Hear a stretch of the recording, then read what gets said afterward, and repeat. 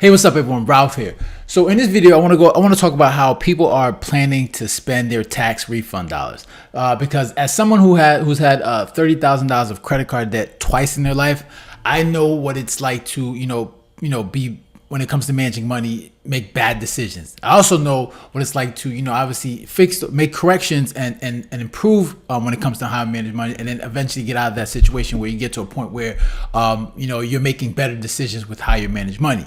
And because let's be honest, like when it comes to how you manage money, it's simple math, right? Spend less than you make, right? And then have discipline. Okay. But we also know that for a lot of people, it's also psychological, because I think a lot of people understand that it's, spend less than you make and you should be well off. However, there's like a psychological component to how people come to the decision of how they manage their money. So in this video, I got two videos for you where people are going to talk about how they spend their tax money. So I'm gonna let that play, and then I'll share my thoughts. My tax refund was $4,662. And if you're nosy like me, I always want to know what people spend their tax refund on. So my first charge was $1,729 on an Airbnb up in Maine for my sister when she comes to visit. We're also staying at this really nice hotel in Boston. It was $787. I put $1,000 into her savings account. I spent $145 on summer shorts. I got 3 pairs. I really needed them, so I was like, you know what, I'm gonna get me a little something. I put $800 into my stocks. Then I have $201 left over, so I'm probably just gonna get her stuff she needs. And that completes my $4,662 tax refund. In 1 second, gone in 2 seconds, y'all. So there you go, you nosy people.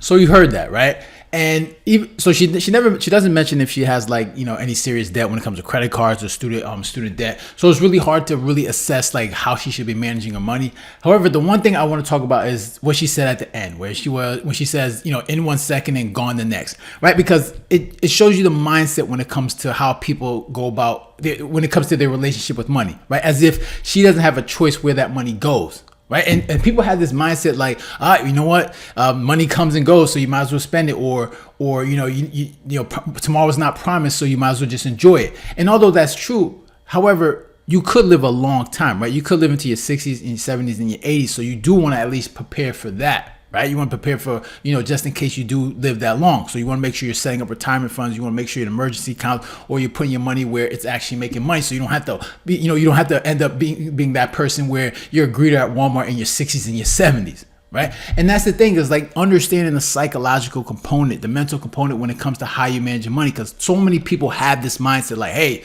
money comes and goes, so you might as well just spend it and just spend it on whatever you like.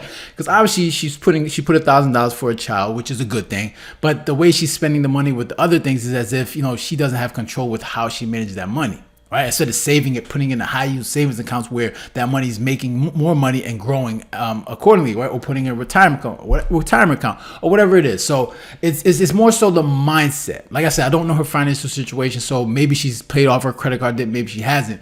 But it's more so that mindset of just money comes and goes, as if you didn't have the choice of where that money goes. And a lot of people have that mindset, which is where a lot of people get in trouble. So let's go to the second video. And see what she has to say. All right. We're getting a tax refund of $3,529. I'm just going to keep it 100 and be so for real. We're not going to be financially responsible with our tax refund, if I'm being completely honest. We should pay off our debt with our tax refund, but we're not. $800 is being allocated to Gabriel's plane ticket, which we need to buy as soon as possible. Then we are allocating $1,000 to Disney. Robert and I's Christmas gift to my parents is a Disney trip, and then my brother as well. So $1,000 for Disneyland tickets. We're going to use $400 to pay our part in the Airbnb. Stop! From that, we are allocating another $1,000 to Disney, and that is Robert and I like spending money, like $500 each per se, but really it's $1,000 to go shopping in Disney. That leaves us with $329 left. That's either going to go to like a restock at Sam's Club, you know, diapers, drinks, groceries, stuff like that. Ideally, I would love to buy the accessories to the stroller that I need, like the tray. But honestly, it should probably go to our debt, but I don't know yet. So we'll see where that money goes. But for now, that's where our tax return of $3,529 is going to. And see, and this, so now this is an example of a person that's just very irresponsible when it comes to their money. And it's obvious, right? Instead of going to Disney, I understand you want to share the experience of Disney. However, you have debt, right? You have I don't know how much debt she has, but it sounds like she got a lot of debt. That's where the money should be going. Okay.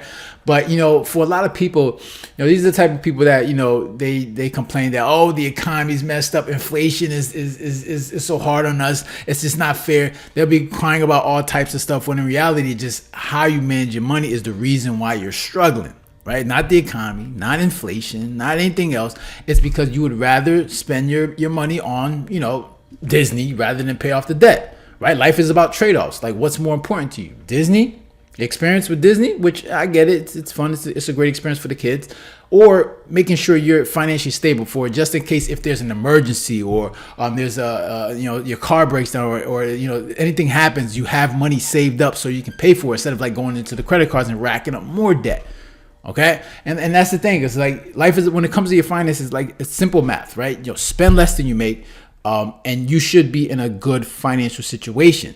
But for some reason, a lot of people know this, but yet they make, you know, decisions psychologically where they just say, you know what, I choose to do this instead of be the responsible person and pay off the debt. All right. And obviously we all know that should be the choice, but for a lot of people, like for some reason they choose to, they make the wrong choice, and then wonder later on, it's like, why are they struggling? Why are they living paycheck to paycheck? Why every time at the end of the month they don't have enough money to do the things that they want to do? Right? Pay off the debt, right? The smart thing is just pay off the debt. That's going to save you a lot of money, especially when it comes to interest, right? And if you want to be smart, especially when it comes to your money, and not to say you can't enjoy trips, you know, we should all, you know, you want to enjoy the nice things in life, but you want to be responsible. Like if you want, just create a separate account where like each paycheck you allocate 5, 10, 15, 20% into that account. So when it increases, when it, you know, adds up to enough where you can take the trip, you could take that money, you know, whatever you call it, the trip account, you could take that money and then you can go on your little vacation. That's a smart way to do it. All right.